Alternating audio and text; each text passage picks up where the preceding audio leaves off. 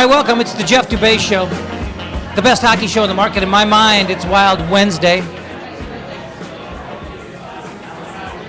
On a Wild Wednesday, we do devote the entire hour to hockey. We bring in special guests, Tony Dean from HockeyBuzz.com and Scott Schweitz, who's got nothing to his credit other than the fact that he's just a fantastic hockey mind. You listen to a show, or let me rephrase that. You listen to 10 minutes of a show, and you won't need to know any type of credits or references from Scott, because you'll just know right away he knows his shit. And, of course, Jason McGovern, and I'm Jeff Dubay. And we've got a week in the books of the Wild season to talk about. We've got some off-season maneuverings with the contract extension to Brodin. So lots to get to, and we'll start with what happened on the ice. Two games, to me, that one is as equally unbelievable as the next. I mean, the 5-0 opener, which, to be honest with you, 5-0 doesn't even tell the story. I believe it was 38-13 or 39-13 shots through two periods when the competitive phase of the game was over. It was a game where there was no fight, no competitiveness whatsoever from Colorado. It's a game in which the Wild's fourth line had shifts where they didn't give up the puck. The Wild's fourth line, had shifts where they played keep away. The fourth line. It was bizarre to see. And we'll do these things a game at a time. But to make my point, I almost thought what happened two nights later was as equally unexplainable, because you should get your ass kicked in that game. You should walk into another team's building after humiliating them, and they should be flying. They should absolutely dismantle/destroy you in every phase, and they didn't. It was a really evenly well-played game, I thought, by both teams. The Wild had a level of compete that was ready to answer anything Colorado threw at them. And let's not forget, Colorado is a freaking division champ. With some pride and with some skill, you would think if you get your ass handed to you the way they did, you get home 2 days later against that same team, you got to be spitting fire. Their effort wasn't bad, but the Wild to come out and win that game in regulation against a division team after what had just happened blew my mind. But let's start with game one, guys. It was as complete as it gets. As easy, as dominant as an NHL regular season game could be. I will say this: I was there, and.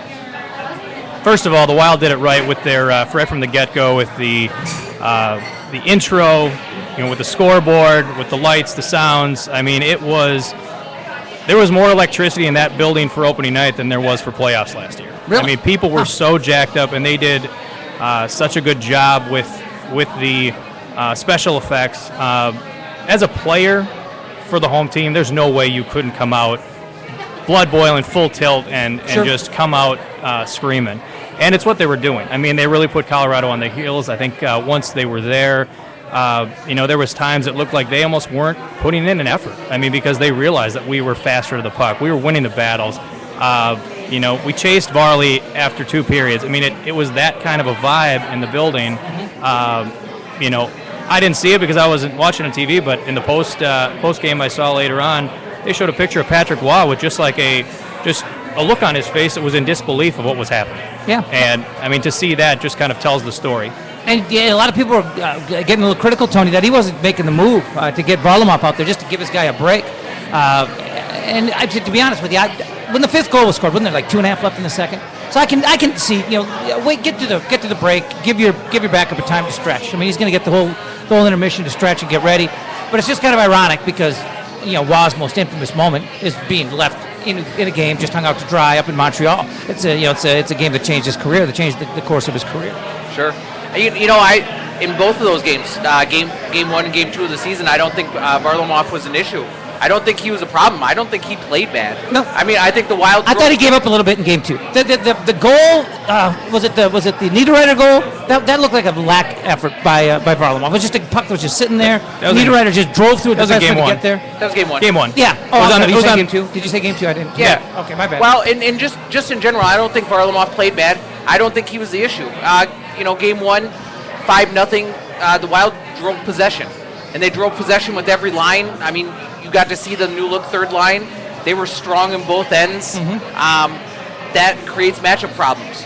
You have goal scorers on that team. You have Matt Duchene. You have Gabriel Landeskog. You have Nathan McKinnon. You have Ryan O'Reilly. And those guys, they didn't possess the puck. They couldn't get anything generated, and the Wild was able to eliminate their speed. A lot of what's going to be a strength of the Wild this year is going to be that top four. Jonas Brodin in both games played as well as he's played since maybe the first 10 games of last season. He was teamed up with Suter on the top pair. The second pair is Jared Spurgeon and Marco Scandella. They've been playing together for about 4 years now, dating back to Houston of the AHL. Both of those guys complement each other very well. Spurgeon scores a power play goal. We go back and forth on Twitter a little bit, but ultimately it's because he's getting lower. He's being aggressive with the puck, and we're getting some offense out of Jonas Brodin as well. So when you have a top four that plays as well as the Wild did in those first 2 games, you're eliminating the opponent's offense, and then you're driving possession, and that's what they did. They controlled the puck. They scored 5 goals the first game, and even in the second game where you expect a response, Colorado put more shots on Darcy Kemper, but they didn't drive the possession. They didn't control the puck. They were a little bit more animated. They were a little bit more in the corners and battling, but they had a lot of junky stuff. Gabriel Landeskog, he wanted to stir something up, and he didn't get the response, and he didn't get junky penalties out of the Wild, and I think that they handled that really well. You talk about Spurgeon, and I think of the goal he scored in Game 1, kind of sneaking in the back door. I mean, he came from way out, too. I mean, way out. But we've got guys. I mean, there's obviously some offensive skill in the blue line. I mean, your top pairing with Suter and Brodin. Then you talk about Spurgeon on the second group, and Dumba on the third. You've got guys defensively that can do some damage offensively, and I think with this team, the way the lines are set up, there's really no reason to be fearful if you're back there, because you've got defensively responsible guys on every line. With Parisi on the first, Koivu on the second. Obviously, you got guys on the third line with Howland and company that are all familiar with playing defense and playing both ways. These defensemen can take some chances. And so you're saying that frees up the forwards to actually make more or take more chances too down deep, and play, and maybe kind of suck up a little bit and not have to worry about getting back and playing the Koivu role. But I mean, I just like the fact that a guy like Spurgeon can go back door and get deep and not have to worry, because he knows somebody's smart enough and responsible enough to rotate back. And that has a lot to do with the trust. I mean, Marco Scandella was probably the best defensive zone defenseman last year at the end of the season there, and he took a step forward. And what we saw out of Marco Scandella is he's shooting the puck a little more, he's more confident, and he's a kid that they took in the second round. A lot of what he lacked was confidence. A lot of what he didn't do was be consistent, and what he did was last year he was consistent, and he's earned his role, cemented it in the top four, and that's allowed Jared Spurgeon to activate. And I would say, too, that I think he's walking tall. I mean, that's a term we use when you play to your size.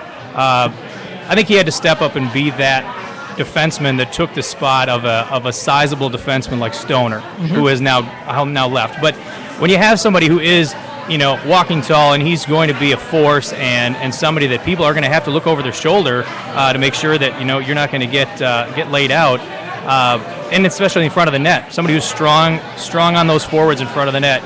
Clearing out the slot, clearing out guys who are not getting those dirty tips and things. He's playing a much bigger role, and I think it is a pour over from last year, and I think he's continuing it through this year. And as far as I'm concerned, I mean, we have as solid of a top 4D than anybody in the league. That's what's so impressive. I mean, we've talked about the forwards. I mean, it's what jumps out when you look at the Wild. It's the forward depth. It's the fact that you got a third line that can score, a fourth line that you put out there against just about most lines. Maybe not against anybody, but against most. I mean, it's a fourth line that doesn't just get a shift or two. They get out there. So you got forward depth. The top 4D I think are significantly better than most people thought. Better than I thought. I mean, Scandella's taken a step that some people saw. I didn't see it. And go ahead. And I think with Scandella and all four of those guys, each of them can play in both zones. And I think that's so important. You get one-dimensional players, and then maybe they don't fit in a top four. And each of those guys are basically interchangeable. Because if you look at it, Jonas Brodin played a lot with Scandella last year, with Spurgeon playing with Suter. And that had a lot to do with Brodin breaking his cheekbone and then being skittish. And him being skittish takes away from the genius of his game, which is calm under pressure, agile, able to carry the puck, able to hold on to it for that extra second, allowing the team to separate your opponent from the puck and then drive possession. And I think it also contributes to the fact that even though now Spurgeon is on the second pairing, he still is utilized on the power play. On the top power play. And the top power play. With Suter. We didn't see that coming either, did we? And the reason being is because of that confidence. I mean, he played with Suter. He has the confidence. He has the offensive confidence that I believe that he did develop, and it was just cemented last year.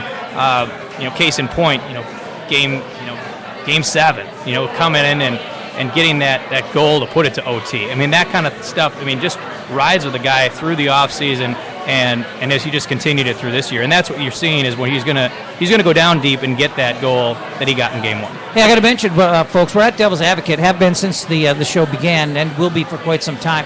We're just 1 week into month number 2. Great run here at a great bar. Right here on 10th and Marquette. Right between Marquette and Nicollet Mall.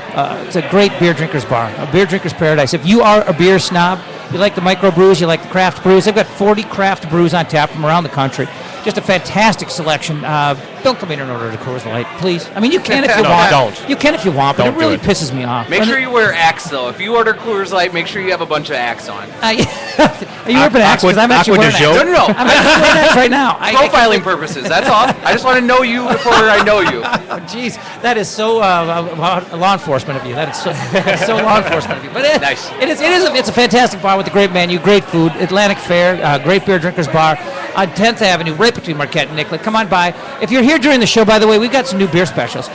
We've got the Widowmaker and we got the Mountain Living EPA, and they're both only $4 if you come in here and get one during the show. The show is 5 to 6 Monday through Wednesday, and we'd love to have you come down in person, have something to eat, have something to drink, and just soak it all up. Now let's get back to what we were just started to talk about a moment ago.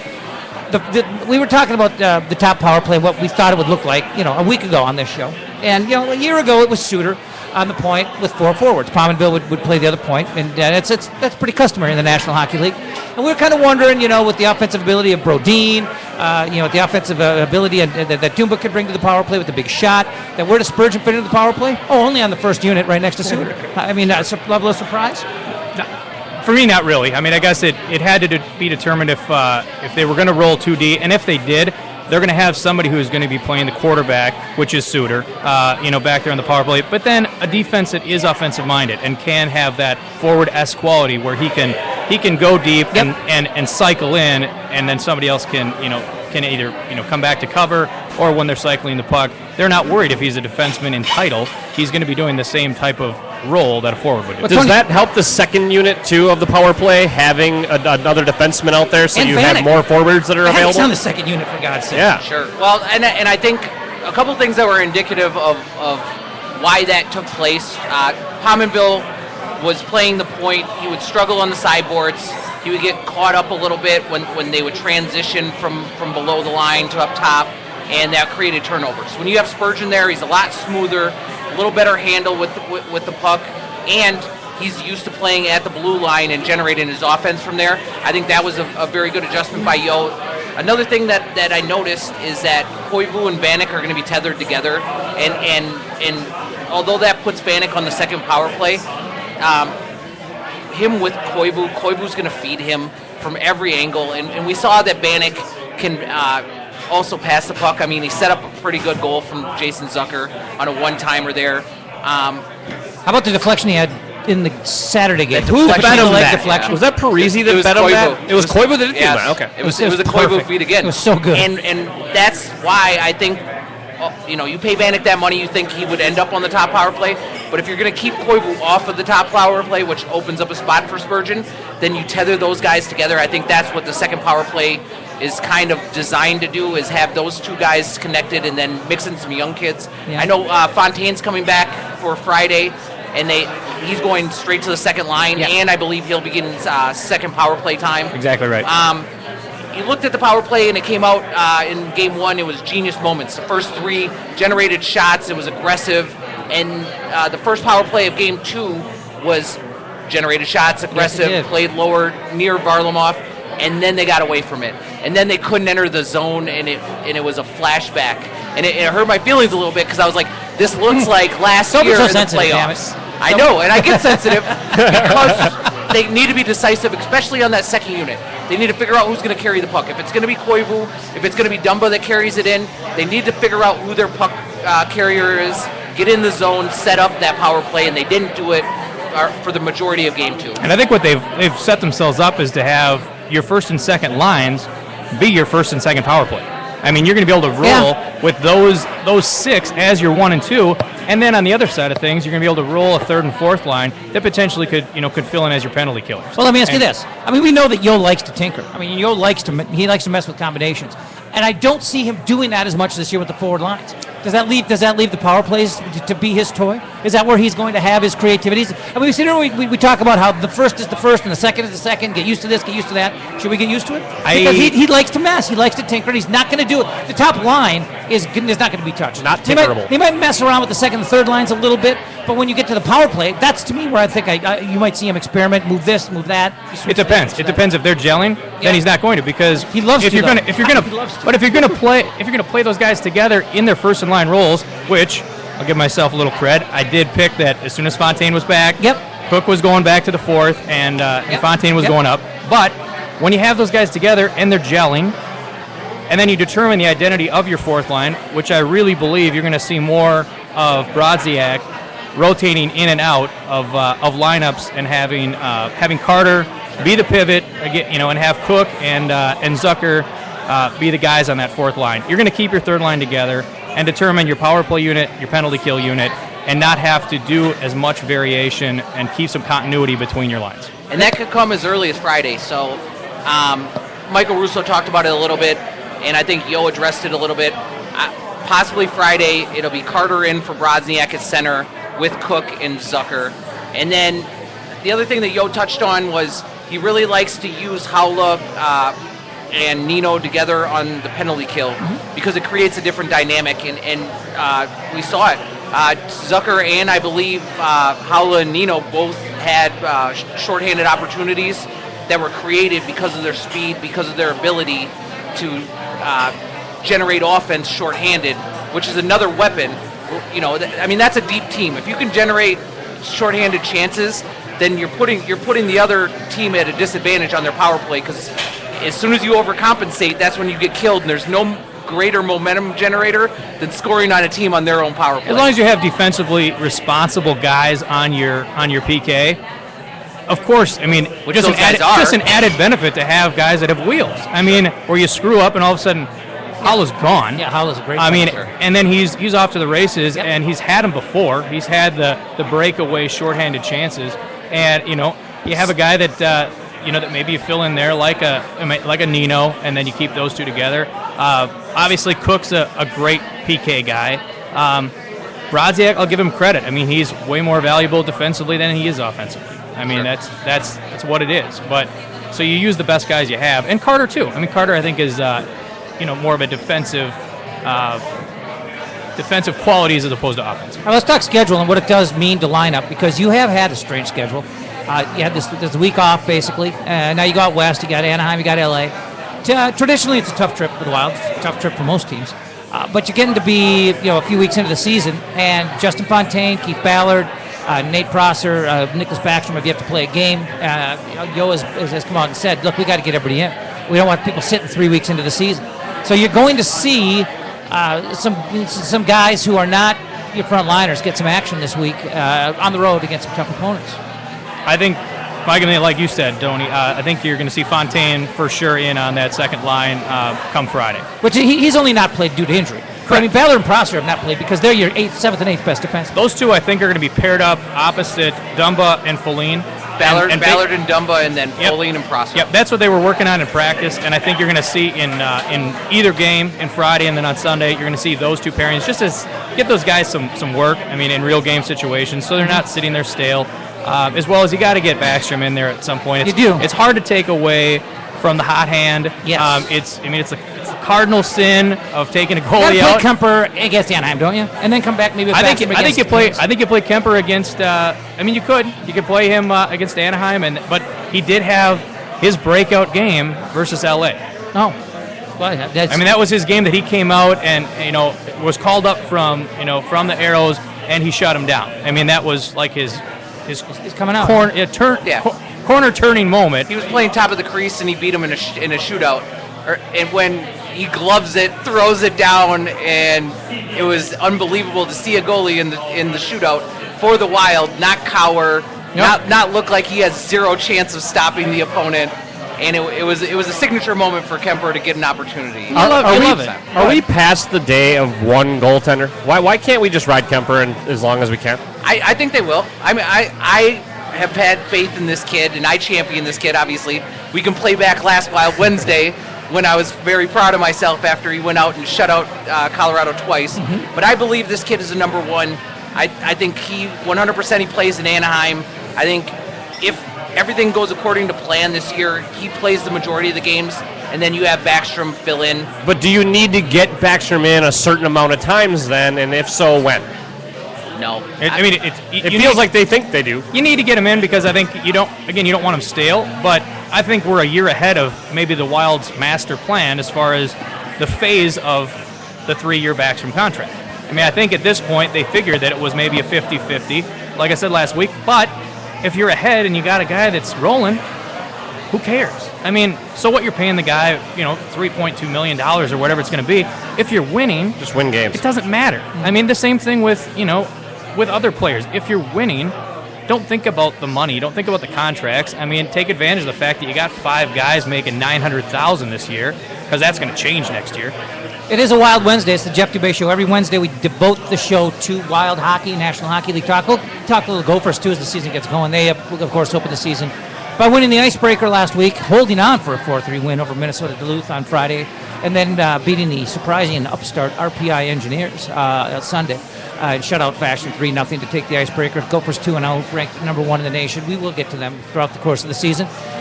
We will. You know what I want to do, guys? You're talking about some things that you talked about on Twitter. Let's throw out a Twitter handle. So for folks who want to follow the guys here who host and chat here on Wild Wednesday, Tony Dean, you are on Twitter as at Tony Dean, all one word, HB. Tony Dean HB. And they can also check out your blog at hockeybuzz.com, and then you can find it either on the main page or you can click on the Wild logo. That is where the Wild Hockey Buzz community is located. And Jason? At McGov, MCGOV podcast, all one word, McGov podcast. And Scott Schweitz? First initial, last name, SSCHWIETZ. At S. Schweitz. So that's your... That's it. And That's it. At S. Schweitz. And I'm at Jeff Dubay. If you can't remember that, then screw you. So that's if you want to follow the guys from Wild Wednesday on Twitter, that is how it is done. We talk Wild each and every Wednesday here from Devil's Advocate. 40 craft beers and a fantastic menu. Stop by whenever you can. Guys, this week, Brodin gets the 6-year extension. Well received in the locker room, as you would imagine. A 21-year-old kid who was... He's already cemented his place in this league. When you get ahead of a contract like Fletcher just did, I think he deserves a ton of credit. So they were ahead of the curve, understanding what Brodin was in general. I just remember when they drafted him and they had Becoming Wild, and Brett Flair's description of Jonas Brodin on the draft floor that night was a spot-on description for his game. And they were so proud to get him and so excited to get him. And everybody on the national telecast was like, who is Jonas Brodin? So now you get a 21-year-old kid, you lock him up for 6 years. The average per year of the contract is just a little over $4 million. That's how you lock up your young core. That's how you do business. And Chuck Fletcher is one of the best in the business at cap management. Absolutely, and what I read about it is that it was pretty swift. I mean, it was pretty much that they had talked, started a couple weeks ago. They talked before the game. They talked again after the game on Saturday, and pretty much inked the deal. I mean, it was done, and they opted for the 6-year deal as opposed to a bridge deal. At a reasonable cap hit. Some online, they said it's too aggressive, for somebody who hasn't proved himself, but. Exactly to your point, if you get ahead of it and he turns out to be just a PK Subban type defenseman, you're paying $4.2 million over the next 6 years cap hit. Whereas, you could be paying double that if he turned out to be the defenseman that I think he's going to be. And do the Wild get away with that now because of everybody else that they've put together? Now you can get this guy who maybe his agent could have figured out something else with another team for a little bit more money, but now that you have all these stars and you've brought all this power to Minnesota, does that make it easier to sign a Brodin to a long-term contract? I know that there's certainly a buy-in, and especially with this young group of kids. This young group of kids has created buy-in from Thomas Vanek, but they're bought into each other, and I think it starts with the way that they conduct themselves. Mikkel Granlund, not Michael, right? So he is going to be a superstar, and he works his butt off.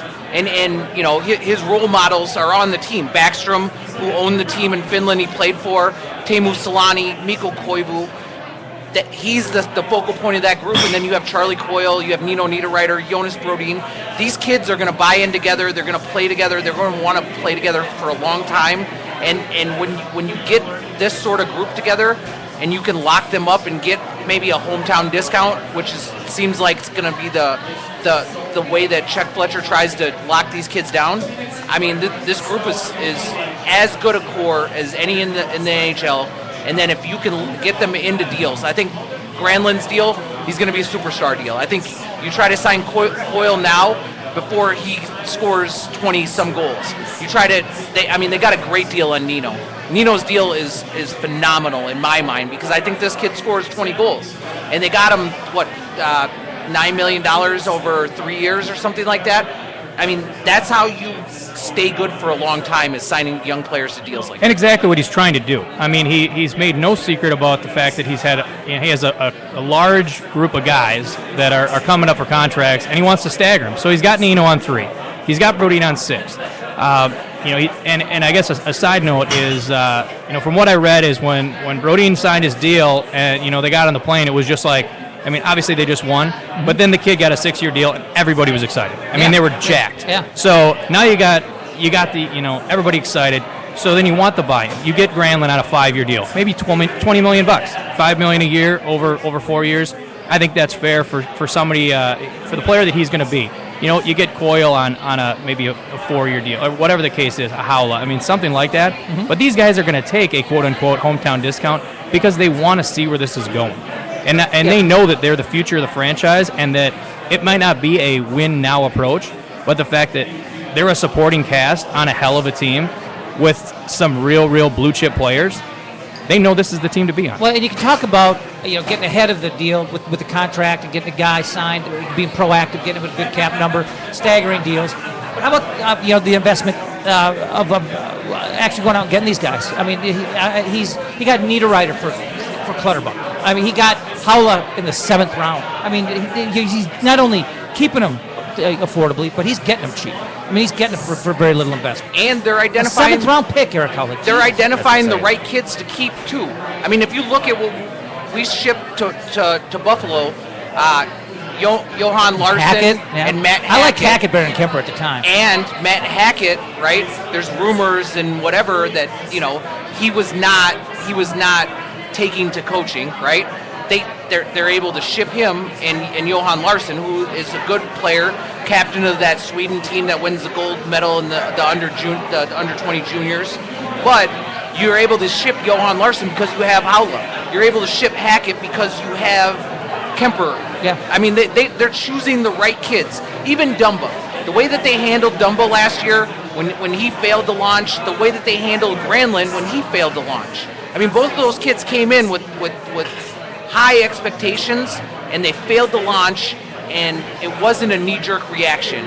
I mean, both of those kids came back, at least it's early on Dumba this year, but he went to Portland of the WHL, and he was near a point-a-game player, had a blast, got to try to make a run at a Memorial Cup, and he handled failing to launch better than I think a lot of people thought he would because he's a boom and bust prospect. Mm-hmm. Well, that speaks directly to not only the coaching, but also, the front office organization. I mean, I think you have from the top down. I mean, I've met Fletcher, class act. I mean, smart guy, Harvard guy, but he's just brilliant in his moves. But his right-hand man deserves as much, if not more, credit. I mean, Brett Flair is the mad scientist. I mean, he's pulling people out of nowhere. Yeah. And you're exactly right. He's determining who are the people we need to keep and who are the people we need to, get rid of it. Because they're not either contributing to what we're building or they're taking away from it. They're being a distractor.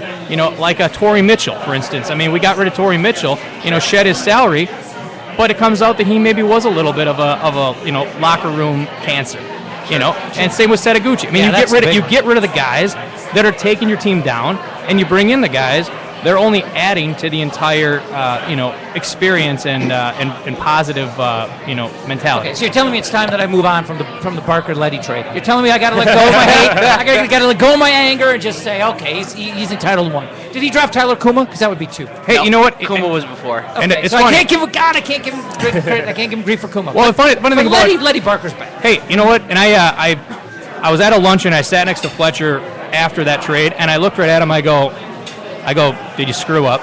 And he looked right at me. He goes, I'm going to swing. Yeah. Sometime I'm going to hit a home run, yeah. and sometime I'm going to strike out. But He Barker goes, was NHL ready. but I mean, exactly right. And I think we were sold a false bill of goods from them. I think that's it. Exactly. Barker was a 3rd overall pick. Right behind Crosby and Malkin. You know how many? Crosby and Ovechkin. You know how many hockey people have been wrong on Barker, and I don't even believe it's his talent.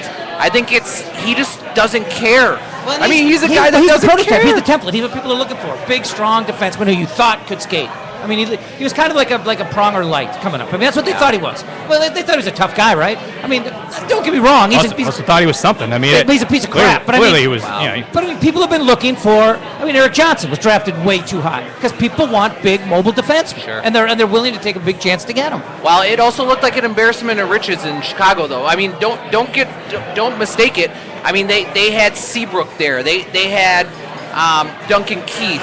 They had Chalmerson. they had a bunch of guys. What is Lou Nanny love Chalmers? They had a ton of guys there, so it looked like an embarrassment of riches. So it kind of looked like we were pilfering Barker from him, and we were going to be the one to reap the reward from his 3rd overall pick potential, and it never turned out to be the case. Well, exactly right. I mean, and like I said, you're going to win some, you're going to lose some. I personally don't think Leddy was as much of the Minnesota hockey god that people were making him out to be. I mean, I think the Great speed, though. the return, but the return was just so glaring that it obviously, I mean, it made it that worse. I mean, and he's now on his 2nd team, and who knows what's going to happen. Obviously, cap issues. I mean, I think Quinville just maybe he wasn't his doghouse. Maybe he just, I mean, who knows? I was big on Leddy.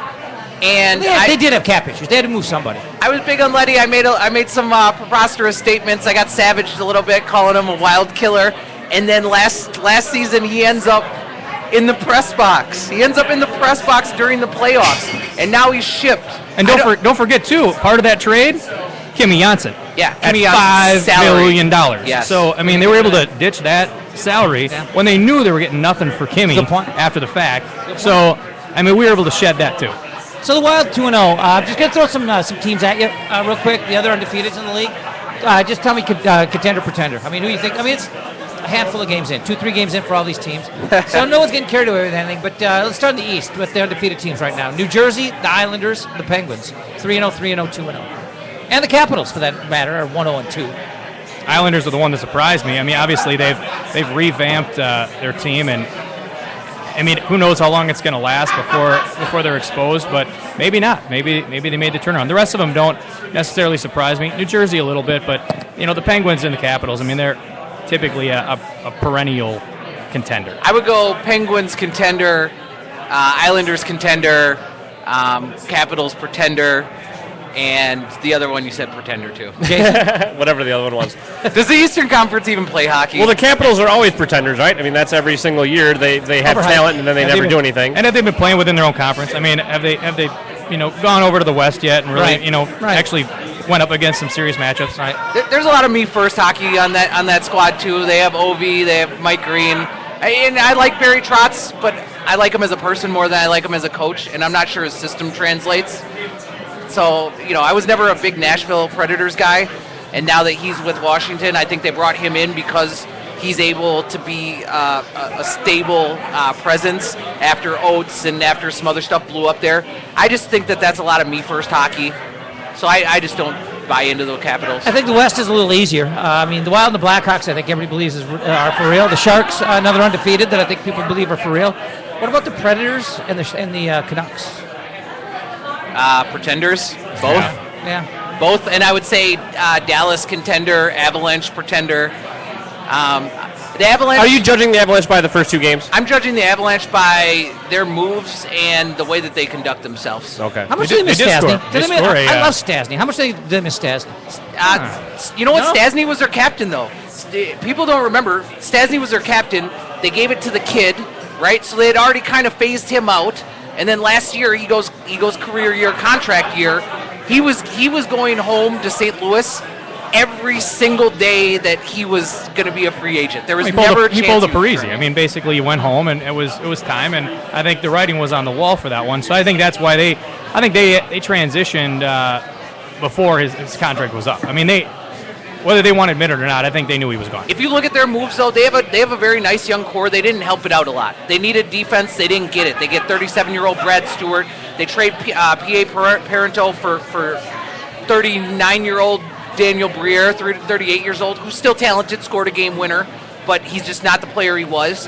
And then you add Jerome McGinley, who is a great culture type of guy, but he is on the wrong side of 30 as well. You didn't supplement your young core. You just added players and spent some money. Well, they don't have any leaders, right? I mean, is that basically their problem? I mean, they don't have the Parisi. They don't have these guys that the Wild have added that, I mean, because we have the young talent and the high flyers and all that stuff too, but I do think that by having those veterans in there, that makes the big difference that it doesn't look like Colorado has. They definitely have skilled players. I mean, their leader's a kid captain, and they got Waugh, and they both tend to be blow-up moments and erratic. I mean, they come up with genius moments, 6-on-5, Waugh. I mean, they won the division last year, but I just don't believe that they did enough to help that young core that they're going to return to the playoffs. I see them on the outside looking in. I mean, Ed's absolutely right, and I think about just the difference of the two coaches. I mean, you have a coach like Yo, who we've talked about. I mean, he took it on the chin when we went through our downturn last year. I mean, he was not deflecting. He was accepting and basically like, hey, we're trying to build this thing. We're trying to move forward. The players bought in, and I think you're going to see the dividends from that. You have a Colorado where you got Waugh that rolled in. He has the history of the franchise. I think it's a flash in the pan year because I think that loud, kind of obnoxious, in-your-face coaching style only is going to go so far. And you can see the ripple effect of it because Landeskog he's an absolute, for lack of a better term, he's a little bitch. I mean, I have no idea, I have no idea how he didn't get penalized for flying off the bench after Howlett gets a flying elbow from Eric Johnson at his head. I mean, leaving his feet at his head, and then he's on the ice. And how hard he got hit is only Howlett knows that. But then Landeskog flies off the bench and says, "You better stay down there if you're that hurt." And it's amazing to me. I mean, imagine if that was your captain. It's Bush League, is what it is. It's Bush League. It's so Bush League. That is Waugh, though, right? Isn't that right? I mean, that is him? You're seeing the effects of. Is that what you want? You want your player to do. Does he think that's what his coach wants him to do? Well, in hockey, though, a lot of it's what are you going to do about it? I mean, being honest about it, a lot of NHL players make their living bullying and figuring out what you're going to do about it. They score goals in tight, they battle. They hit, they fight. I mean, a lot of it's what are you going to do about it? I think that's how the Avalanche fans view Landeskog's comments. That's how they view their coach. He's trying to get at the other coach. He's trying to fight. He's fired up. They view it as what are you going to do about it? And I think in the playoffs, when they were targeting Spurgeon, when they were targeting Brodin, when they were targeting Granlund with McGinn and different guys, I think that was the overall. We're going to hit you. What are you going to do about it? This is hockey.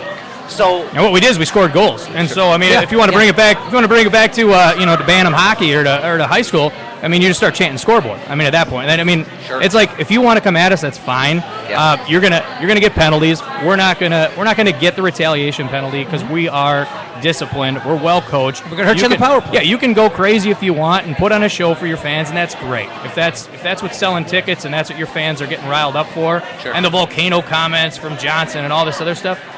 At the end of the day, it's about winning games. Sure. So if all of that behavior doesn't lead to winning games, it means nothing. What is Eric Johnson? I mean, in all honesty, what is he? Who is he? How good is he? He's not a first overall pick. I mean, looking back, everybody wants the next big mobile defenseman.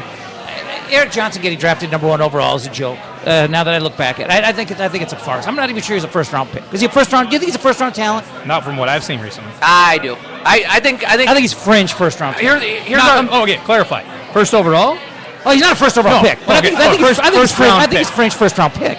Eric Johnson's he's a good. He doesn't have the hockey sense. I'd say back end first round, early second round. Yeah. He's a good example of what teams chase. You chase Yes. a guy with Yes. size that can also contribute in both ends. Play offense, score some goals, play defense, use his big frame, push guys out of the way, make hits. He's what you chase. I think he's had moments where he's been a top pairing defenseman and he was really good. I thought last year maybe he could have been included on Team USA because he played really well. And he was a lot to do, paired with Barry, he was a lot to do with Colorado's success because he was their best defenseman. Barry was probably their best offensive defenseman. This year, already in 2 games, he's shown that his mentality and the way that he conducts himself hurts his game. And it makes you question if he's as good as he could be and if he can keep himself in the game because he got scored on a lot in those first 2 games. Oh, exactly right. And it's one thing to play with an edge, but it's one thing if somebody can put you off your game Sure. so you can't play your game. Sure. And they're going to get you riled up even if you're the one who's throwing the hits and you're the one that's kind of coming at you with the trash talk. Yeah. If you're off your game because of that, then the other team's already won. Well, and that's why when you think about Colorado, I think they're a pretender because a lot of what they need to do is hinged on Eric Johnson being their suitor, and it's not comparable. No, I mean, and it's just not. Hey, we're live at Devil's Advocate, and it is, I tell you what, it's absolutely just busting. It's crazy in here. Yeah, I don't think there's an open table. But you do want to get in here and check out the show Monday, Tuesday, Wednesday, 5 to 6 with the new beer special. The Widowmaker or the Mountain Living EPA, only $4. Crazy Mountain. Crazy Mountain, Crazy right? Mountain. Well, Crazy Mountain is the Crazy brewery. Mountain, Mount but it's the Living. Mountain All Living right. EPA. We're both right. They are $4. Crazy Mountain is a brewery in Colorado that also brews the Widowmaker, exclusively for Devil's Advocate, by the way. So the Widowmaker and the Mountain Living EPA, $4 if you get in here during the show. The other special, the Jeff Dubay special, is you come on in here no matter what time it is, no matter what day it is. It doesn't have to be during the show. And you check in. You check in via social media and show it to the bartender. You're going to get $1 off your Widowmaker. And if it happens to be during happy hour, you're going to get $2 off your Widowmaker. So we've got all kinds of beer specials. Guys, we got about just under 20 minutes left. And I wanted to steer the conversation to Mike Yeo and the type of coach he is because he's not even, to me, he doesn't even resemble the guy that got the job. And I mean that as a compliment. And he was hired to coach a team. And we got into this a little bit on Monday when Jim Suhan was here. And of course, that show available. You can get it on Spreaker, you can get it on iTunes, and any day now, today, tomorrow, you'll be able to get that on iHeartRadio as well.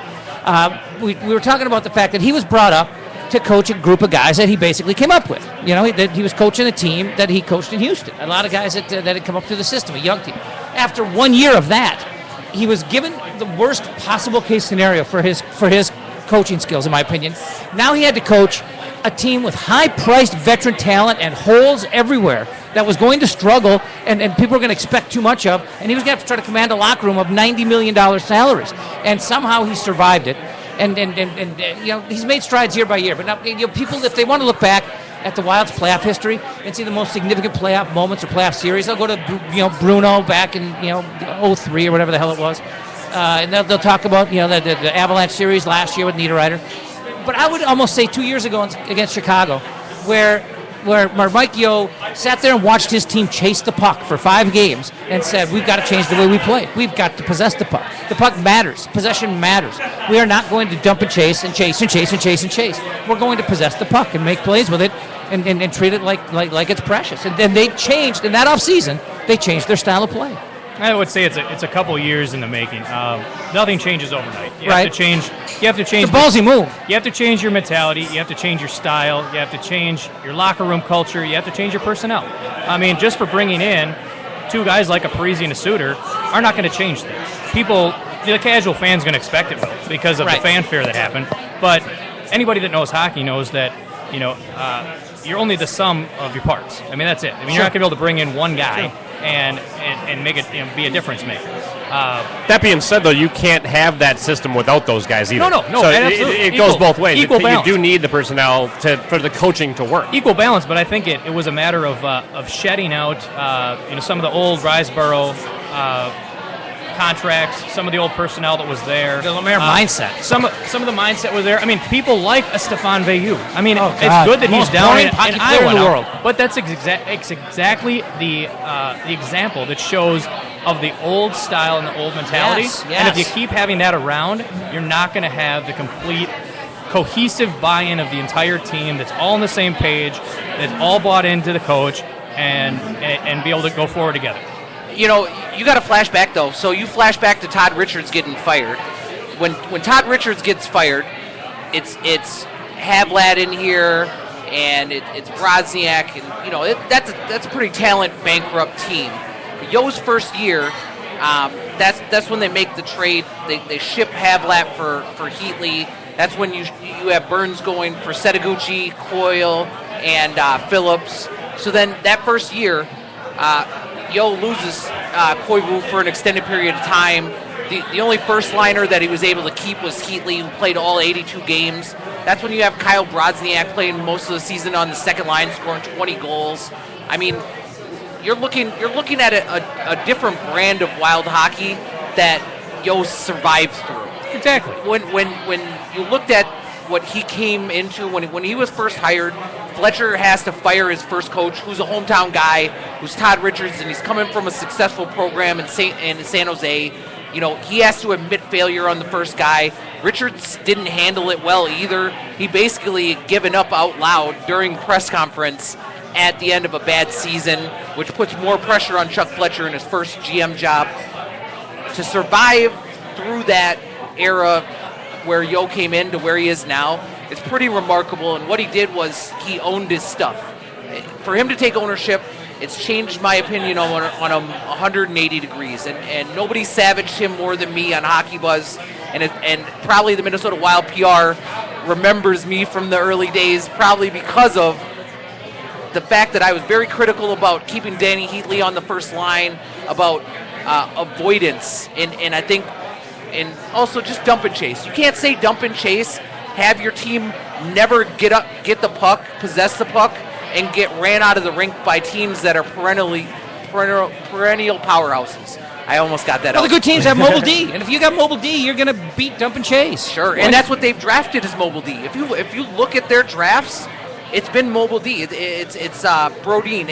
It's Chicago. Dumba. You look at Chicago 2 years ago. That's why we got just run out in 5 games playing dump and chase. Their D's on the puck. They're all over it. It's the Olofsson kid. The Olofsson kid is 6'4", over 200 pounds right now. Only played 1 year at CC.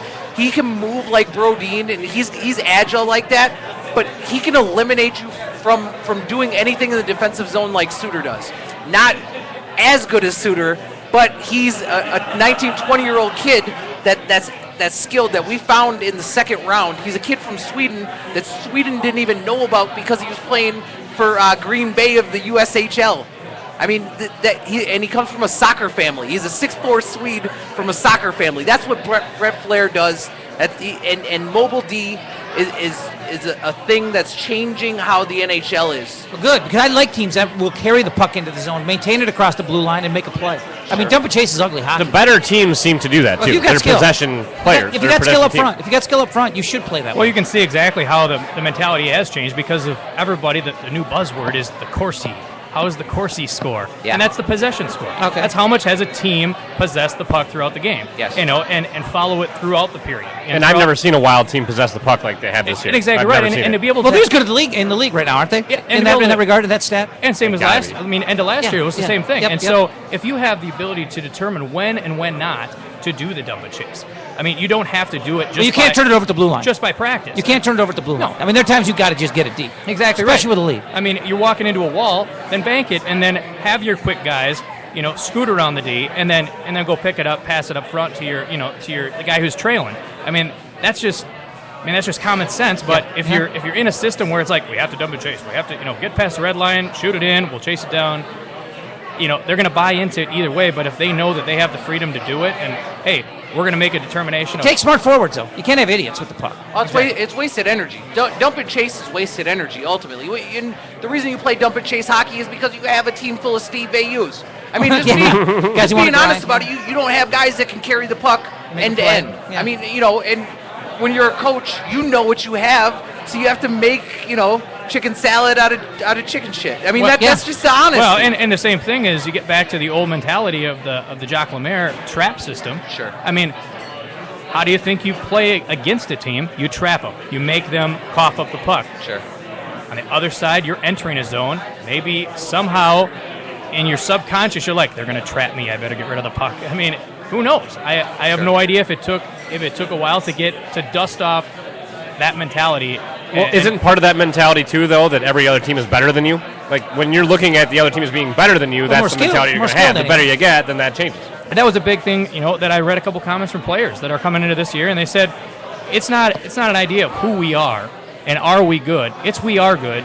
It's just how good we are. I mean, it basically is what it is. It's we know we're good. How good can we be? Let's take a look at the schedule coming up. We know it's been a little It's been a little odd. It's been a little fragmented. I mean, you get a couple of games, you get a lot of time off. They go out west this weekend. How do we think they're going to do? At Anaheim Friday, turn around, play at the Kings on Sunday. It's typically not the easiest stretch for this team. Again, it's not an easy stretch for anybody. I mean, tough teams. I'm not saying necessarily tough rinks. I mean, the pond is. Well, it's the travel is the tough part, right? The distance. Yeah, I would imagine. I would also imagine that sometimes you go there in the dead of winter. I would think the weather would be a little bit of a distraction. You want to stay, but that's not exactly the issue right now. But there's no atmosphere at all in the Honda Center. I mean, it's a dead zone. I mean, in terms of fan, I mean, the crowds aren't great, and when they are there, they're not the loudest. So you're not walking into a buzzsaw there. But Anaheim is. I don't know that there's a team I like to watch my team play against less than Anaheim, because it's not a fun style of hockey, and it's a tough style of hockey to beat. And they're good at what they do. They're good at what they do. And previously, they just cycle us to death. They've had size. They've had more skill than us. That Ducks team is a different team, though. Gone is Saku Koivu. Gone is Teemu Selanne. Danny Heatley's out with the groin right now. Not that Danny Heatley's a huge factor, but they had decided he was going to fill sort of Dustin Penner's role and play with the top line guys or in their top six. So I think the more winnable game is Anaheim, and I look for them to play better in Anaheim. I worry about that Kings game. I think the Kings are big and they're strong on the back end, and they have one of the best goalies, if not the best goalie in hockey. I'm really excited to see a clearing pass from Stoner that is picked up by Parisi, and he goes in and scores. That's what I'm looking forward to. Finally, on the other side of it. I mean, I agree. I think we match up well with Anaheim. We did last year. I think we're going to continue that. And depending on obviously who's rolling in nets, if he does go, and mixes in Backstrom, I think that's going to be a big factor to see. If Backstrom can play to the level. I have no doubt if Kemper can continue the way he's playing, we'll win wherever he's playing. And if it's going to be, if they're going to hold him off until LA, I think we have his chance to win as ever. Is it saying too much to call the LA-Minnesota game Sunday a battle of Western Conference elites? No, I don't think so at all. all. At this point, no. And I think universally the Minnesota Wild, dating back to last year, has been completely underestimated because of this young core. Myself and Brian Reynolds and some other people, we got into it with the Hockey Prospectus people, who are good people, about their Vokoda rankings, and it's basically a projection of production. And what they didn't ever factor in is that this young core is going to contribute.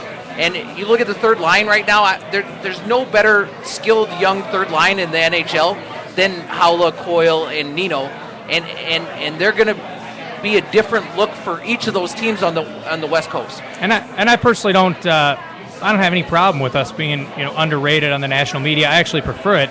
I found it rather humorous that considering we just spanked the Avs in 2 games, 8 rip, controlled the play, didn't get into their game, and the whole story was how bad are the Avs. It was never how good are the Wild. It's how bad are the Avs. So I'm like, that's fine. I mean, and I hope that the locker room is the same way. They're like, to hell with them. We'll show them on the ice, and when the standings are up, that's what they are. Well, you mentioned national media. You know who I've always liked, who I always respect his opinions, and I think he appreciates the Wild and the way they play is Pierre McGuire. I really enjoyed him last Thursday, I guess it would have been. And I saw him taking some heat, just from some rubes on Twitter and stuff. But I don't know how you rip Pierre McGuire. I think he's a hell of an announcer. I think Pierre McGuire is so successful because he has the personality he does. I think when you get people that do color and do that sort of role in a sports broadcast, the ones that you rip are the ones that you love. I always enjoy Pierre McGuire. I think he says some stuff that's unreasonable sometimes, but it's also entertaining. I think and he's it pretty also passionate. buzzworthy. He gets pretty excited. So sure. I brought this up on Monday with Suhan, and I want to get your guys' take on this too. I think this weekend is when we really do learn who the hell the Wild are, and I don't think we learned that much by them playing Colorado because they were so psyched up because of the last year's matchup in the playoffs. I think that first of all, the home opener, it's really easy to get amped up for that. But I think even that away game going to Colorado was easy to get amped up for because you just had that game, so you know they're going to be coming at you anyway. Then you add on last season and everything that built up. I think you really find out who the Wild are, especially on the road this weekend when you go into Anaheim and LA. I think that's completely accurate. And when I listened on Monday, I thought, what a great point. Especially since people build up Colorado as something of a playoff team this year, and obviously I've mentioned how I feel about them. But how is the Minnesota flyover territory in hockey? I mean, this state is hockey dominated. It's unbelievable. But that has to do with the media, and it has to do with an East Coast bias in the NHL when the Western Conference is more relevant right now, and the California teams are a litmus test. The California teams have shown, San Jose being undefeated, Anaheim being strong every year, adding Kessler, and the Los Angeles Kings have cups. So I think a West Coast road trip allows you to know a lot about your young kids, if they're going to step forward with their production. It also lets you know where the chemistry level is and where the compete level is for every line on this team. Guys, we've got about 4 minutes left. Just closing thoughts on the opening week, and maybe a look ahead to the weekend that is out west, as Tony just kind of previewed along with Jason. I guess for me, I want to see how the second line looks with Fontaine. I mean, we saw in the second game how it can be with a speedy forward with Zucker as opposed to a Matt Cook, which, his role, good, bad, or otherwise, is more appropriate on a fourth line, maybe preferably a third, but I think our third is solid. But to see how Fontaine's going to mix in with that second line, and because of that, how our power plays are going to go. Yeah, guys, closing thoughts? What are you looking for this weekend, Jason? I mean, you just kind of touched on it a little bit. No, I think that it is. It's going to be what you see from your power. If that power play can be as dominant, if that first line can be as dominant. Again, I think that what we saw to that first line, you can't expect that all season. They're going to be a great top line, but you're not going to be that dominant over every other team. So I think that this road trip is a real true test, and I guess, of course, going up against the the Stanley Cup champions, I think is a great way to do it. I think this weekend, what I'm looking for, we know a lot about Granlund, Pominville, and Parise together. I think we need to start figuring out what's going to be the secondary scoring and who's going to step up. Fontaine goes to that second line. I like that because I think he's a very versatile player. I think he'll help Koivu and Vanek a little bit as far as speed goes and as far as getting down there and possessing the puck. He also, if he's not the guy you can fill in Coyle there, which they did, you can plug in Nino there, and Fontaine fits with Haula and either one of those guys as well in the third. I love that it's Cook, Raziak, Carter, and probably Zucker on the fourth line, and Bickle is in Iowa. We are just wrapping up week number 2 of Wild Wednesday. It's week number 5 of the Jeff Dubay Show. We want to thank our sponsor, title sponsor here at Devil's Advocate. They host the show and have from day one, and we appreciate it. Devil's Advocate on 10th and Marquette. Right between Marquette and Nicollet, half a block from the local. 40 craft beers on tap. Atlantic Fare, fantastic menu. Come on down, get your protein on. Jason had deviled eggs during the show. At Devil's Advocate. Imagine that. Perfect. They got deviled eggs and meatballs. How many restaurants can feature deviled eggs and meatballs? They got fantastic sandwiches, and 40 burgers. Tap beers. I'm telling you, 40 craft beers on tap. As good as it gets. We got 2 great drink specials. Come on down here during the show, which is Monday, Tuesday, Wednesday, 5 to 6. You come down here during those hours, you get a Widowmaker or a Mountain Living EPA for $4. Come down here any other time and just check in on social media, show it to your bartender, get $1 off a Widowmaker. That would be $2 off if it happens to be during a happy hour. Guys, I want to go through quickly how folks can get a hold of you or reach you again on Twitter. Tony, quick, tell the folks how they can get in touch with you. It's at Tony Dean HB on Twitter. You can sign up for the Hockey Buzz community, the Wild Hockey Buzz community on hockeybuzz.com. Please seek me out. Let's talk some hockey during the week, and then we'll do Wild Wednesday again. Because you guys are very accessible on social media. And you like to get on, you like to talk trash. Scott, you were looking for me. What name was it you were looking for me on Twitter? I saw it, but I just didn't want to take the bait. It's at S. Schweitz, SSCHWIETZ. Yeah. And mine is at McGov, as in McGovern, MCGOV podcast, at McGov podcast. And I am at Jeff Dubay. And you know what maybe we should do? Maybe we should come up with a, we'll talk about this off here. But thanks again to our sponsor. Thanks again to all who listen. The Jeff Dubay Show going over 10,000 listens and downloads today as we speak. It's available at iTunes. It's available on Spreaker at jeffdubay.com. And as of tonight or tomorrow, we're going to be on iHeart, on the iHeart Radio app. A Clear Channel bit that we're glad to be a part of. The iHeart Radio, you'll be able to find us here momentarily. Thanks to everybody who listens. Thanks to everybody who contributes. Thanks to Devil's Advocate. And we'll be back with another Jeff Dubay Show on Monday and another Wild Wednesday next Wednesday. Actually, next Tuesday night. Yeah. Coming to you from Fan HQ with Thomas Vanek. It's a very special episode. I've got no suck it. Everything's just too good. No suck it tonight.